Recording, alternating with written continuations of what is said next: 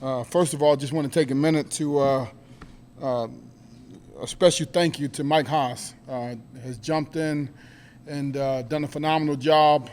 You know, when you get a text message from a number that you don't have saved in your number telling you to call somebody from Fort Wayne or from Chicago, and you're trying to figure out, number one, who's sending you a text message.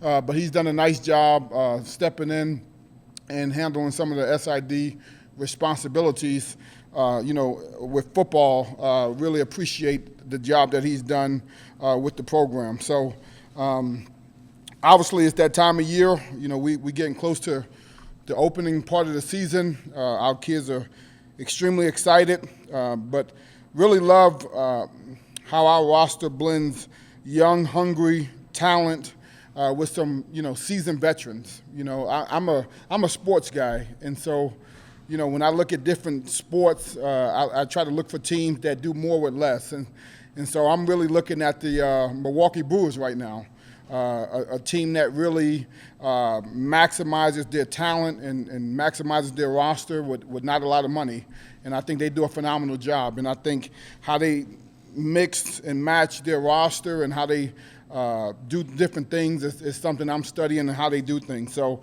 when I look at our seasoned veterans, I look at a guy like Roy Williams and Jelani Williams and Quinn Erweiler and Muhammad Jameh and Ty Miles and Cyrus McGarrell and Pierce Okpong and Izzy Ozo, guys that have been here a long time and doing things the right way and teaching the young guys, how to go about their business and how to do it the hard way.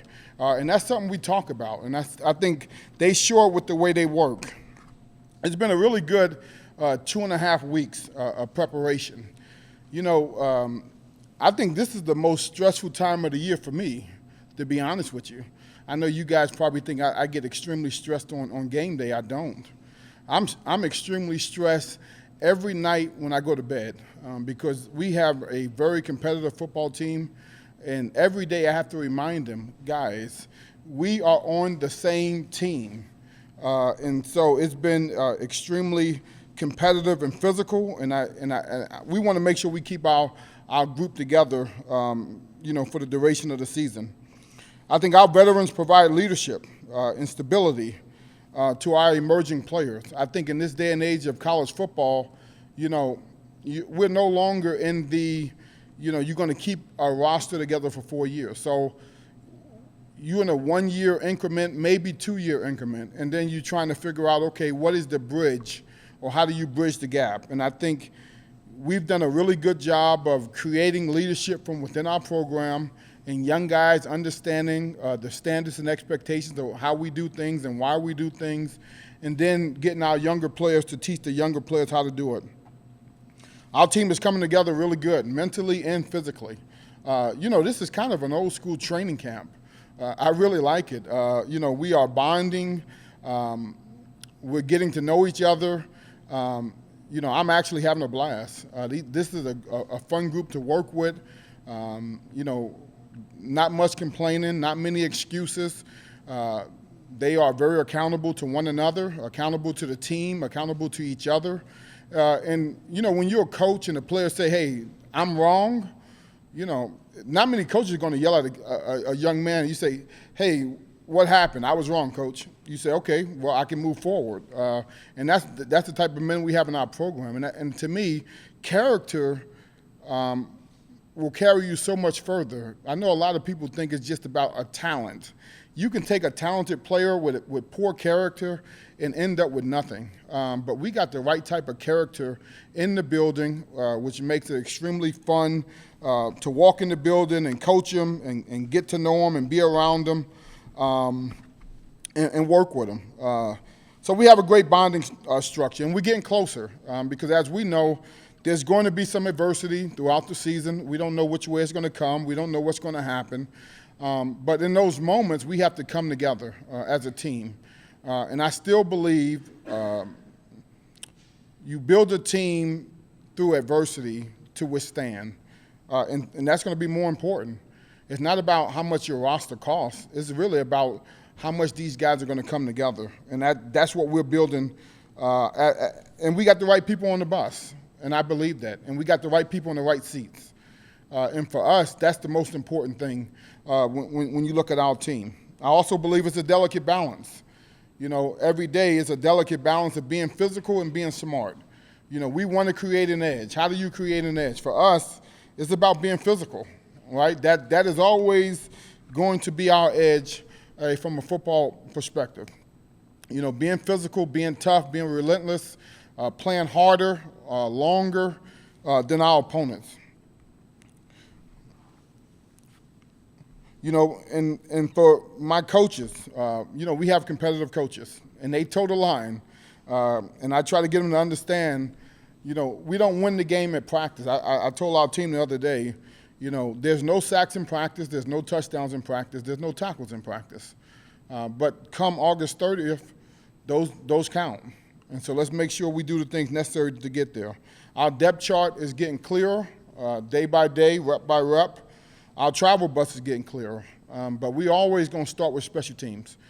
Coach Conley is doing a phenomenal job with our special teams. I've been very pleased with how those units are coming together. Feel like we got a lot more depth in those departments. Feel like our specialist is doing a great job. Gave a young man a scholarship today, Danny Vokovich. He will be our starting punter. And to me, I think that's an area we can greatly improve as a football team, that third of the game. And then, we are always looking to improve our depth. The way college football is trending, depth is always going to be something that you're going to constantly look to improve, right? Because you're going to get poached at certain positions. And so how can we creatively improve the depth? And for us, being a developmental program, we split practices early in the year. Give guys a lot of reps, give our freshmen a lot of reps, and give those guys an opportunity to improve their skill. But what I do like, I really like the way our offensive and defensive line is playing. I feel like, 1 through 8 on the offensive line and 1 through 10 on the defensive line, I feel like those guys give us a tremendous advantage to be able to play the style of football we want to play up front. We're probably going to play 6 to 8 freshmen that's going to see significant snaps. I really believe this is the best freshman class we've signed. We probably can play more freshmen if we wanted to, but I think 6 to 8 guys would legitimately play significant snaps in a way that you don't burn their red shirt. I think the floor in our program has been raised.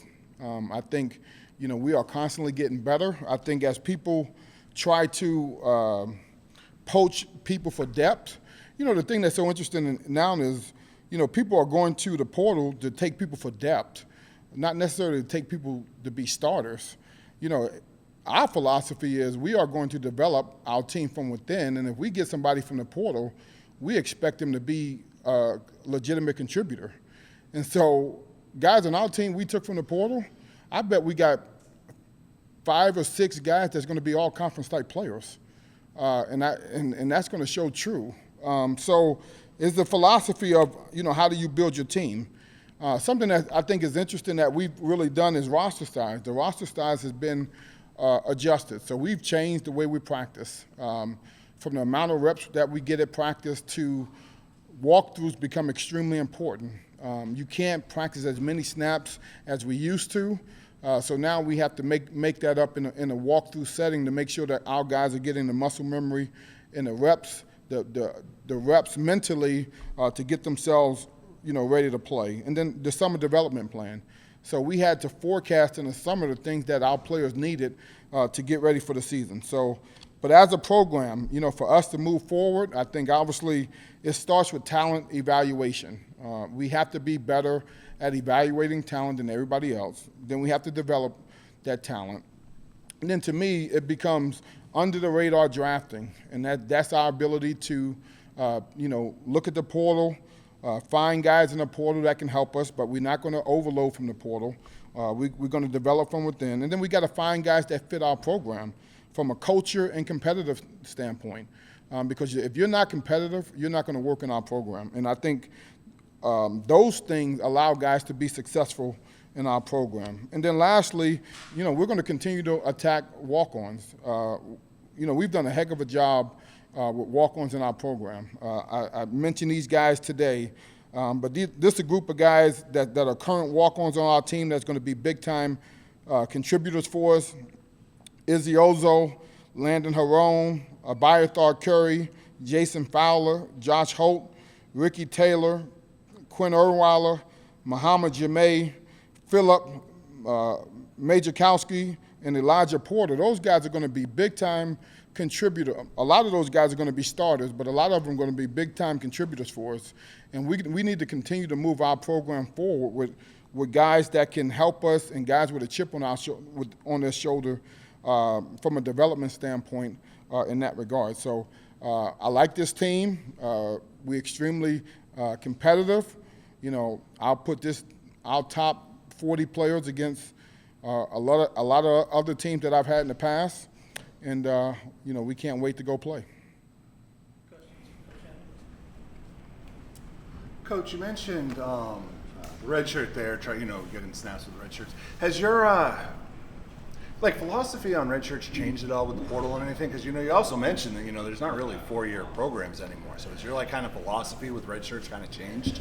I'm always going to do what's best for the player first. I'm not going to throw a kid out there and burn a kid's year just because he may not be with us. I'm not going to do that. We are always going to do what's best for the player and the individual and hope that a kid appreciates that. I think that's the right thing to do. So if a guy is not going to play significant snaps, we're not going to put a kid out there and use up his year, whether he's going to be with us or not. That's just, as a coach, that's just not the right thing to do. And I would never not do what's right for players. That's just not who I am, and that's not what I'm about. Coach, is it tough to get these walk-ons in your program where they could maybe go to another school, not Division I, and play right away? No, I think our track record speaks for itself as far as our ability to play guys regardless of status and our ability to reward guys that have earned the opportunity. And so we got four walk-on freshmen now that are vying for legitimate playing time in our program. Landon Tate is a walk-on receiver from Nebraska who's legitimately can play for us this season. So he's a young man that, he's going to have every opportunity to make contributions as a kickoff returner and a receiver. Affy is a receiver from Minnesota that we really like. Kemar is a linebacker from Fort Wayne, my hometown, who's doing an outstanding job. So we got some guys that we feel like have come in and made a name for themselves. Now they got to continue to be consistent and get themselves where they need to be. And my philosophy is if you play, then it's my job to make sure we take care of you from a financial standpoint.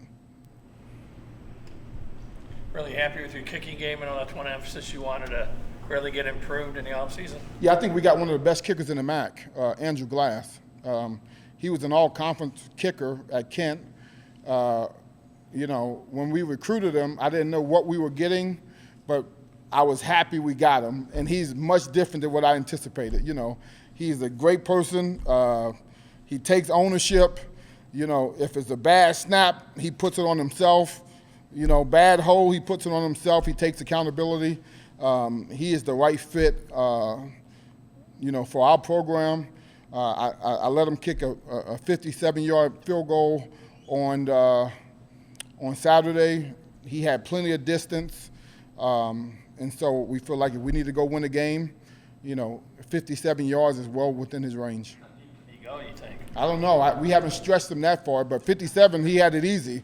It was halfway up the goalpost. So, hopefully we don't need a 57-yarder to win it. But, Notre Dame needed something like that last year, and they didn't get it. We will feel confident with it. Excuse me. How aside from class, how did the rest of the special team shaping up? Yeah, obviously I wouldn't have gave Danny Vukovic a scholarship if I didn't feel like he was worthy of it. He's been booming the ball. Ross Pedro, long snapper, come in and done a really nice job. And then our core special teams guys, normally we have about, 8 core guys that we feel like, hey, these 8 guys are going to be core special teams guys. This year we actually have about 15.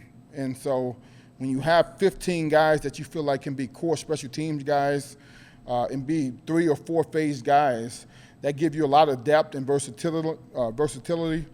Guys like Jayshon Thomas, who hasn't been on special teams before, but he's 6'3", 250 pounds, can run on a kickoff, can cover a punt, can block a punt. I mean, Joe Stein, bigger body types gives us a tremendous advantage. And Coach Conlon is like a kid in a candy shop with all the different things he want to do with some of these guys on special teams. Coach, I know I asked you about this back in Chicago, but have you pinpointed who you want your captains to be this year? Yeah, that's a great question. I think, I think we're going to do weekly captains. I think we have some really great leadership. I think leadership can evolve throughout the season. And I think we got a few guys that I think are really strong now, but I think things will continue to materialize as the season goes along. And so I really believe, we're going to do a weekly. We did it weekly a couple years ago, and that worked really well for us because guys find their voices at different times. And I think we got some younger guys that are really starting to find their voice and to, vote for captains. And then in 3 weeks, this guy finds his voice, but yet he's not a captain. I don't think that's the right thing to do. So really want some guys to mature as the season goes along. I think you're going to see some young guys really step up and find themselves, and then we'll decide at the end of the year who were the captains for the season. Coach, with your new coaches, how much did they bring in with different, not schemes, but different ideas and different ways to do things that they piqued your interest to change things? Yeah, I mean, obviously, we're a lot different on offense. I think Coach Harley has come in and done a great job defensively, enhancing some of the things we've done. Right, he's an older guy. He's my age, so he's got a little more experience from the standpoint of he's seen a lot of different things. He, played at Ohio State. He's been under Mark D'Antonio, been under Pat Narduzzi, who was a coach here when I played. Worked under Butch Jones. So when you have a little more experience, you're not so you're a little more seasoned, right? And so you get a chance to pick and choose the things that you like, right, and take out the things you don't like. And so I think, having that versatility and Quinn being a head coach and seeing it from a head coach's lens, allow bigger picture thinkers. And to me, I think that makes us better. It gives our players a better perspective of what's needed to win in critical moments and in situations, and from the day-to-day preparation of what it takes to be successful. You talked about going to a more balanced approach. What are the challenges in kind of teaching a new approach this season, or do you think it's kind of the same philosophies and things? No, there's no challenges. I think if anything, you got half the guys more excited. I know those receivers are a lot more excited. I know the quarterback is a lot more excited. They want to throw the ball. They want to catch the ball. I know practice has a lot more energy when that ball is going down the field. So, I think to me, what you should do is get your tickets to the first game and your season tickets if you like offense. And if you don't like offense, then you don't come. But if you like offense, which I do, and that's why, we made the change, come, right? We less 2.5 weeks away, and you get an opportunity to see what we can do on offense. I think it'll be very exciting, and I think our defense is going to be every bit as strong, and our special team is going to be greatly improved. I tell them all the time, we left a really good football team on the practice field in 2022, after coming off a championship. So, and part of that is my fault, and I take responsibility for that because we didn't want to get complacent, right? We won a championship in 21 and wanted to keep that same edge, and unfortunately, we left a good team on the practice field. So now it's finding that balance of, creating that edge, getting the work that we need done, but also being smart to say, okay, guys, take care of your teammates, stay off the ground, let's be competitive, but let's not, If somebody's exposed, don't finish them. So that's the only thing on my mind from that perspective. But it's practice, right? Somebody's going to win today and somebody's going to lose today, right? If somebody hits a touchdown, that means somebody gave up a touchdown. If somebody has a turnover, that means somebody gave it up. So you just got to be smart from that perspective and make sure that each day the other side of the ball comes back. And I've seen that. We've only had one bad walkthrough all camp, which is hard to do. We haven't had a bad practice. We had one bad walkthrough. I addressed it. And every day it's been a back and forth heavyweight fight, and that's what you want as a head coach. You feel you have better depth this year with this team than past? No, we don't have better depth. No. We have better talent, but we don't have better depth. When you lose, 10, 12 guys to power 4, that your depth don't increase. Now, I like our talent. I'm not begging for anybody to come back, but from a depth standpoint, our depth is not the same. So that's why we got to keep the guys that we do have healthy. But our 1 through 22, I like how we line up. And Coach, I know in the newest EA College Football 26 game, you're officially in the game as a head coach for the first time since you were a player. Have you gotten to see yourself and how you're portrayed in that game? Yeah, they showed me at the Mac Media Days. Yeah, I mean, it looked like a black guy, but it don't look like me. I mean, they can glasses, mustache, they can do a lot better, right? They can. When you look at the NBA players, they look more like the NBA players, right? So they well, I'll give them another year and then come back and ask me. Yeah. Are we keeping the glasses on all year?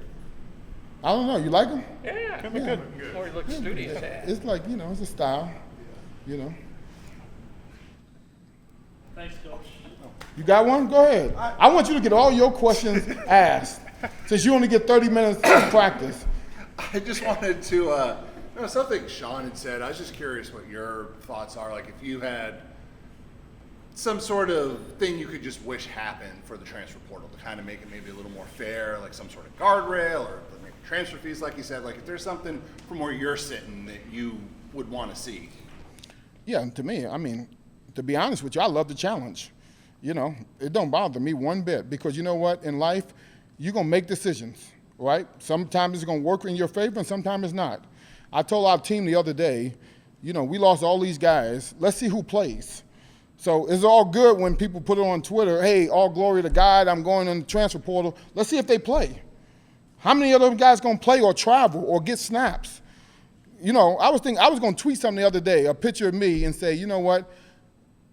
I enjoyed my college experience. I didn't get one dime, but the lessons I learned was more valuable than any money you can ever pay me. And I appreciate that because that is long term. People are losing the fact that this is short term. I coached in the National Football League for 5 years. 5 years, right? Don't lose focus of what the long term. Get your degree, learn valuable lessons that's going to help you in the long term of your life. That's the whole purpose. This is a transition from being a kid to a grown-up. And I hope people don't lose focus of that. Everybody's talking about everything else besides what is the most important thing for going to college. Because if you're going to college to go get a couple dollars, you might as well go get a job. This is too hard to go get a couple dollars. Learn the lessons that you need to learn to be successful in life for the next 40 to 50 years of your life. I would do it again for free,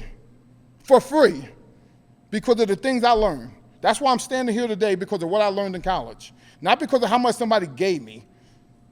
That's what I would tell people. And parents, they need to learn that lesson too. Stop trying to live through your kids. Go teach your kids what are the things they need to learn to be successful. That's what I'm telling my kids. I don't care about no NIL, no revenue share. I can care less. You need to learn things in college to get you prepared for life, to be a father, a husband, to work, everything else. Those are the most important things. That's what people are missing, in my opinion. Just my opinion.